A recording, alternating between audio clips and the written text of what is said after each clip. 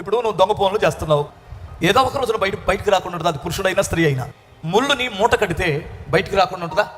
అదే బైబిల్ ఏమంటుందంటే పరపక్షమందున్నప్పుడు వాడు ఏలెత్తి చూపించకుండా ఉండాలంటే నీ సాక్ష్యం జాగ్రత్తగా ఉండాలి. హల్లెలూయా. నువ్వు నిర్దోషివైతే ఆ ఇంటికి వెళ్ళొద్దు అంటే వెళ్ళకూడదు, ఆ వ్యక్తితో అనుమానం వచ్చి మాట్లాడకూడదు అంటే మాట్లాడకూడదు, అవును కదా? అయినా నువ్వు మాట్లాడుతున్నప్పుడు నలుగురిలో మాట్లాడకుండా దొంగతనంగా మాట్లాడుతున్నావు అంటే దీని అర్థం ఏంటి? నీ హృదయంలో స్థానము వేరొకరికి ఉంది. ఇది బయటపడినప్పుడు అసలైన స్థానం ఇచ్చినటువంటి భార్య కానీ భర్త కానీ వాళ్ళ జీవితంలోనికి ఇక ఎప్పటికీ వారికి సరైన స్థానం ఉండదు. ఇది లోకం. అయితే క్రీస్తు ప్రభు దేవుడు, సృష్టికర్త అయిన దేవుడు ఆయన హృదయంలో మనకి చోటిచ్చాడు. ఎంతగానంటే ఆయన చివరి రక్తం పట్టు వరకు చిందించినంతగా నిన్ను నన్ను ఆయన ప్రేమించాడు. అసలు నువ్వంటే పిచ్చి ఆయనకి. మనం మంచివాళ్ళమని ప్రేమించలేదు, చెడ్డవారమని ఆయనకి తెలిసే ప్రేమించాడు. మనం ఇంకనూ పాపులమై ఉండగానే క్రీస్తు మనలను ప్రేమించి మన కొరకు చనిపోయాడట. మనం పాపులం అనే సంగతి తెలిసి ప్రేమించాడు, బుద్ధిహీనులం అనే సంగతి తెలిసే ప్రేమించాడు.